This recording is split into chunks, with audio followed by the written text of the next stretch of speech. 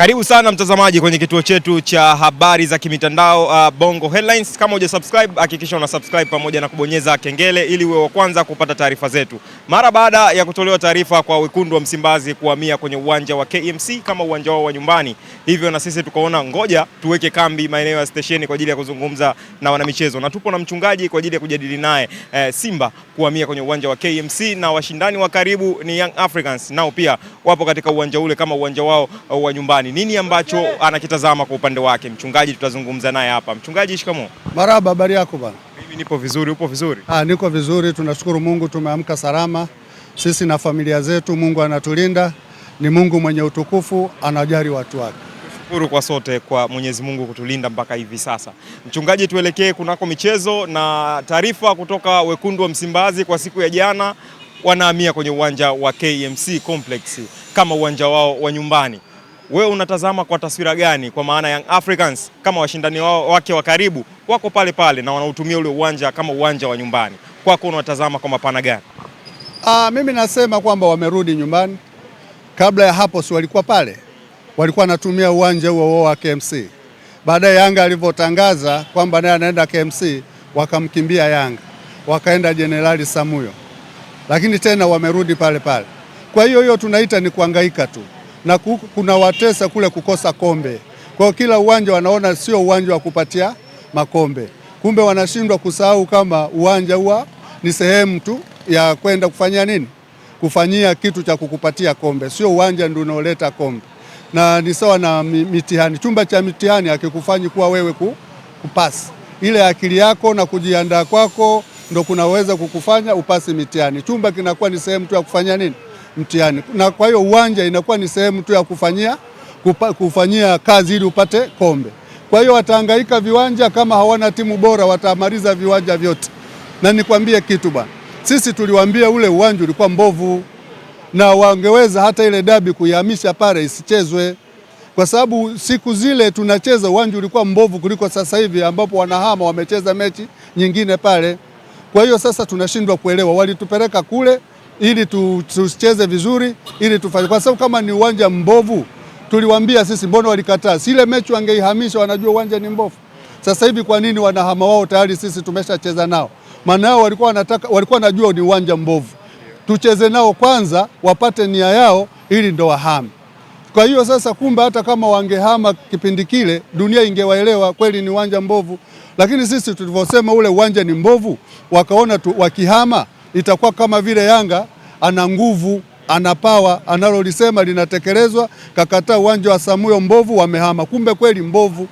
Kwa hiyo sisi huwa hatufanyi kitu kwa mhemko, au hatufanyi kitu kwa kumridhisha mtu, au hatufanyi kitu kwa kumkomoa mtu. Tunafanya kitu kutokana na kitu tunavyokiona. Ule uwanja sisi tulikuwa tunadunda mpira, ule haudundi. Tukaambia uwanja sio kuchezea mechi kubwa kama hii. Wakasema wanataka kukimbia tu, wanataka kukimbia. Kama kweli uwanja ni mzuri, mbona wao wamekimbia? Lakini pia mimi nafikiri kilichowaogopesha zaidi ni ile nyumba nyeupe.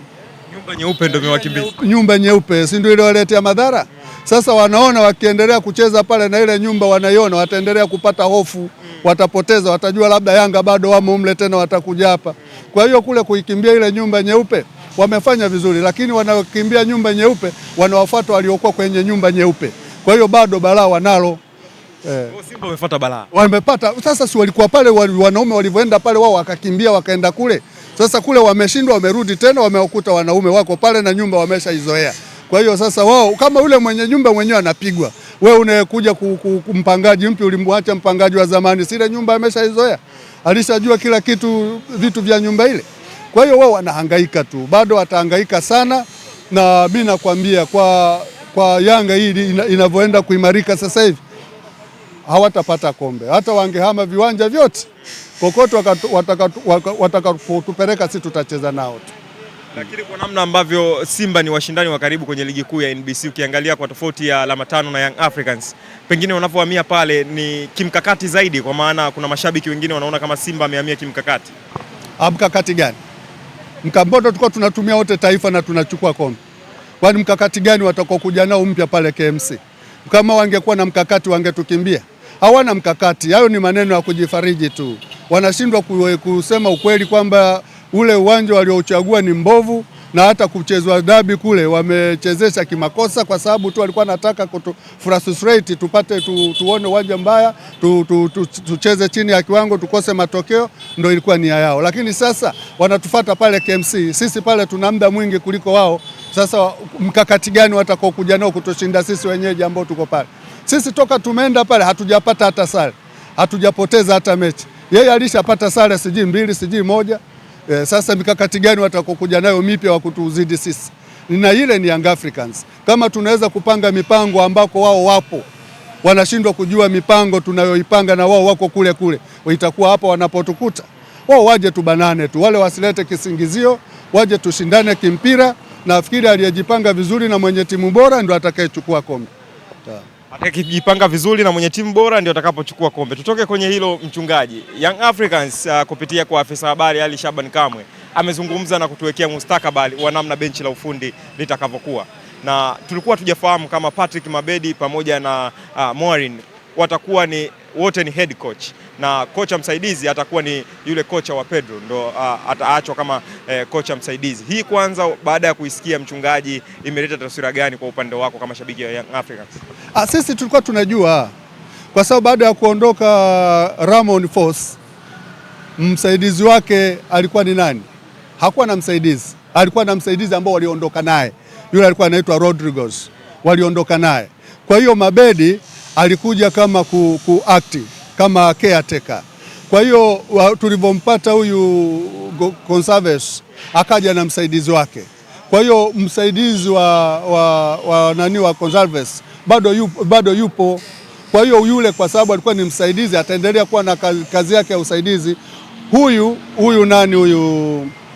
Mabedi alikuwa ni kama kocha tu wa akiba, sio msaidizi, sio nani, ni kocha tu ambaye msaidizi yupo ni kama msaidizi namba 2. Nafikiri uliwahi kuniuliza hilo swali kwamba sasa watafanyaje kazi, huyu amekuja na msaidizi wake na huyu Mabedi naye anabaki. Kwamba sio kazi, kwa sababu wote wanafanya kazi ile ile. Huyu atabaki kuwa mshauri wao, kocha mkuu, na huyu msaidizi wamemkuta. Kwa hiyo atawashauri kutokana na timu inavyoenda. Kwa hiyo yule alikuwa na kazi ile ile tu ya kuwashauri, sio msaidizi wala sio mkuu, ni kocha yupo, lakini ni mshauri tu wa hawa, unaona. Kwa hiyo akaongezwa mwingine nani? Huyo Morin. Kwa hiyo mliongezwa mkiambiwa kwamba huyu ni kocha msaidizi au ni kocha msaidizi wa 3 au ni kocha si mliambiwa tu kaongezwa Morin katika benchi la ufundi. Kwa hiyo wakati mwingine anaweza akaongezwa kocha kama mshauri tu. Hapa miaka ya nyuma kuna mzungu fulani alikuwa anaitwa Bukat Pape. Bukat Pape alikuja kuwa mshauri wa timu ya taifa ya timu ya Tanzania, Mjerumani. Kwa hiyo akawa yule mshauri wa ufundi wa TFF, timu zote ni zake, lakini mara nyingi alikuwa anapenda sana kwenda kukaa kwenye benchi la ufundi la Yanga kwa sababu haimzui, ni mshauri wa ufundi. Kwa hiyo yule naye alikuwa na washauri, makocha wapo, lakini anatoa ushauri wake.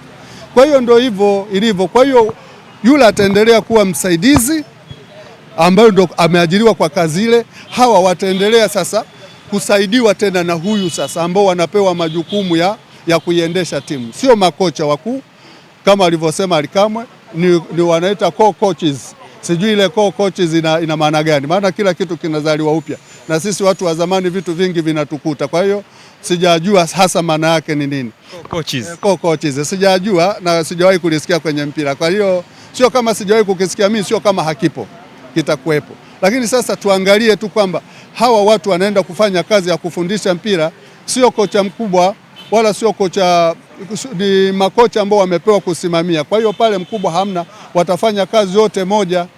Kwa hiyo mimi nafikiri hilo tuachie uongozi wenyewe, wanajua madaraka walivyo wagawanyisha. Lakini nafikiri kikubwa ni kwamba Yanga imalize mechi zake 9 na kombe la Federation kwa kupata mafanikio. Ndio kikubwa tunacholenga. Hayo madaraka watagawana wenyewe pale pale kwenye benchi.